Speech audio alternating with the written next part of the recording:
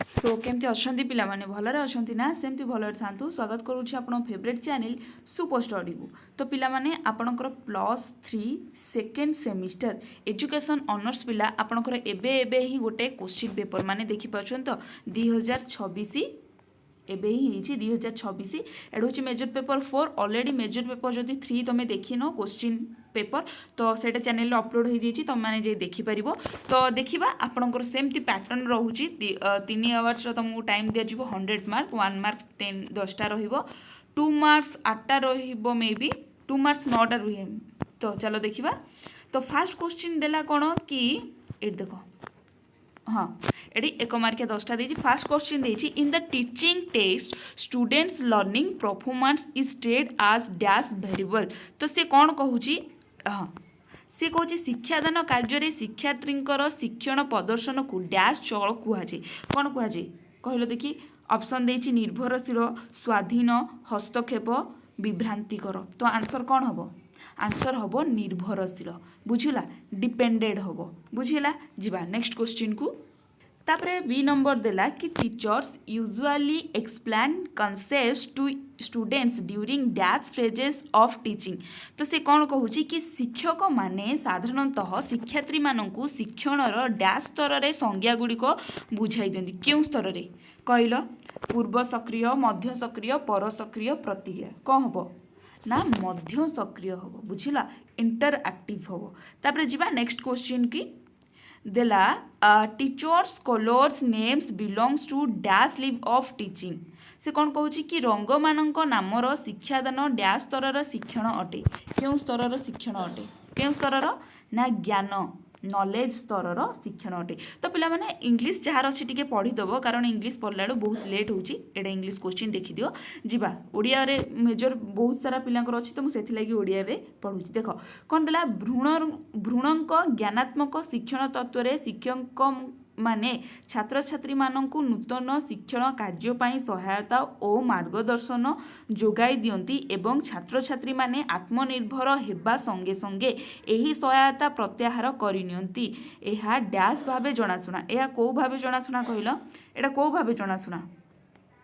कुह को भावे जनाशुना भाव टिके ना सहायक गठन भावे जनाशुना को भावे ना सहायक गठन भावे जनाशुना। तापरे जीवा नेक्स्ट क्वेश्चन को। तापरे ई नंबर देला कि एमानक मध्यरु केउ शिक्षण कौशल छात्र छात्री मध्यरे शिक्षण पाई अभिप्रेरणा और आग्रह सृष्टिर लक्ष्य रखे कौन पुनर्बलन उदाहरण सह बुझाइबा प्रश्न पचारिबा बा पाठ परिचालना कोटा हम यहाँ ना पाठ परिचालना इंट्रोड्यूसिंग द लेसन। तापरे एफ नंबर क्वेश्चन देला कि गानेक शिक्षण क्रम रे केउ शिक्षण को सबुठारु उच्च स्तरीय शिक्षण भावे विवेचना करा जाइछि काहाकू सबुठारु उच्च भाव विवेचना करछन्ति ज्ञानेक शिक्षण प्रक्रिया रे काहाकू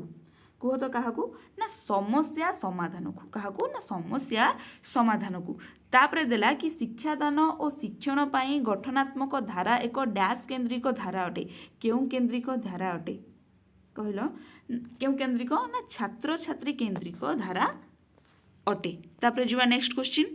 एच नंबर देला कि पूर्व प्रतिष्ठित नियम और साधारण धारणा व्यवहार करी एक निर्दिष्ट समस्यार समाधान करने को डैश शिक्षादान पद्धति कहुए केउ शिक्षादान पद्धति कहुए ना अवरोहण कौटी ना अवरोहण पद्धति बोलिए ताकू कहुए। तापरे जीवा नेक्स्ट क्वेश्चन को देला कि एक पाठ्य योजना रे ज्ञानात्मक शिक्षानविश सोपान डैश सोपान रे आसे क्यों सोपान रे आसे कहल क्यों सोपान रे एटा आसे ना एटा देख एटा आसीबो कंटेक्सचुअलाइजेशन से शिक्षण पद्धति रे आसीबो। तापरे देला नेक्स्ट क्वेश्चन देला देख तापरे देला कि एक शिक्षादान कार्य रे एमानक मध्यरु केउटी सत्य टिके ब्लर अछि पिला माने आर रियल आंसर हबो शिक्षादान हेउची स्वाधीन चलन शिक्षादान हेउची कोन ना एक स्वाधीन चलन अटे बुझेला। तापरे आसला सेमती तुम 2 मार्किया 9टा आसीबो कंपलसरी तुमको करिया लगी पड़िबो। फास्ट देला कोन ना पेडागोजी कोन पेडागोजी आमे काहाकू कहिताउ what is pedagogy what is lesson plan एक पाठ्य योजना कौन तापर देला मूल शिक्षण बा mention any 4 advantage of mastering core teaching skill मूल शिक्षण कौशल सबु शिक्षा करिवार जेकोसी 4टी सुविधा दर्शाओ तापर व्हाट इज प्रोबिंग क्वेश्चन अनुसंधानमूलक प्रश्न कौन what is reflective level of teaching चिंतनशील स्तर शिक्षादान कहले कौन बुझ mention any 2 general principle of teaching है जो आमर टीचिंग रहा तार 2टा प्रिंसिपल तमें दर्शेब तापर क्वेश्चन देला जी what is mean by core teaching skill मूल शिक्षण कौशल कहले कौन बुझ what is technique of teaching शिक्षादान कौशल कहले कौन बुझ what is stimulus variation what is stimulus variation बा उद्दीपक परिवर्तन कहले तुम कौन बुझ तापर आसला ये 5 मार्किया 8टा जोड़ी तुम 10टा देथिबो सेथि तुम कौन करबो ना 8टा बाछि बाछि करबो ठीक अछि तापर देला कौन different between teaching and learning शिक्षादान और शिक्षण मध्य पार्थक्य कौन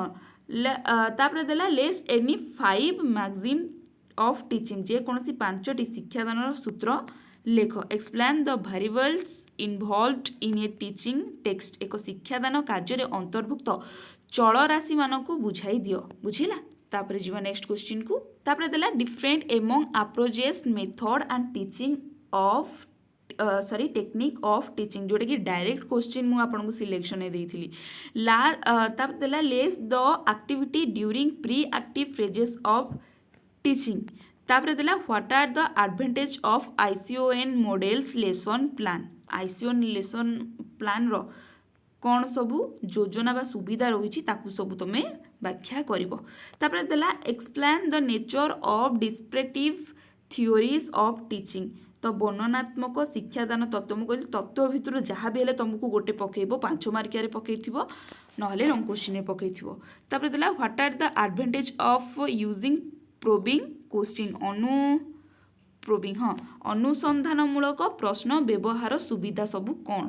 तब देला what are the advantage and limitation of Herbartian models of lesson plan Herbartian lesson plan बा हर्बाटिय पाठ योजनार सुविधा और सीमाबद्ध सबू कौन ताकू वर्णना कर explain analytical synthetic method of technique शिक्षादानर विश्लेषण और संश्लेषण पद्धति कौन बुझाओ बुझेला तापर जीवा आबे लॉन्ग क्वेश्चन कौन देछि देखिबा एठी पिला माने तमरो लॉन्ग क्वेश्चन देला जोठी कि तमरो 8 मार्किया 4टा 5टा पकईथिबो तमे तादरु 4टा करिवो फर्स्ट कौन देला हाँ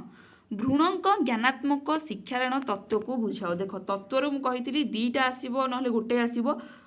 सॉरी माने कंपलसरी 2टा किंबा गोटे आसीबो कहितली तुमको 5 मार्किया गोटे तत्व पकई देछि लॉन्ग क्वेश्चन भी गोटे तत्व देछि ताप देला prepare a lesson plan on any topic following 5P model कही 5P मॉडल आसो तो सी टी क्वेश्चन को बुलेकी पकई जेकोसी एक प्रसंग उपरे एक 5P ढांचा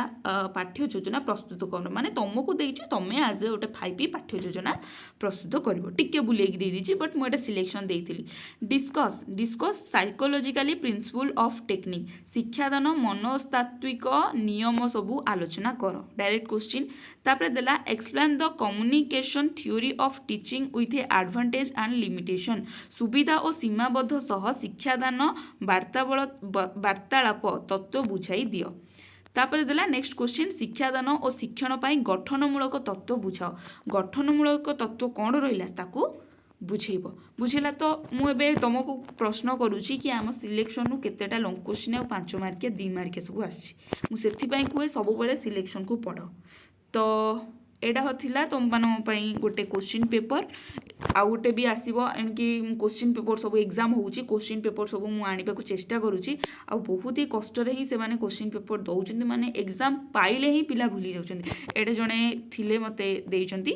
तो आशा करूँ वीडियो बहुत हेल्पफुल होती है जदि भी हेल्पफुल होती लाइक कमेंट शेयर निश्चिंत करदे रही नमस्कार जय जगन्नाथ।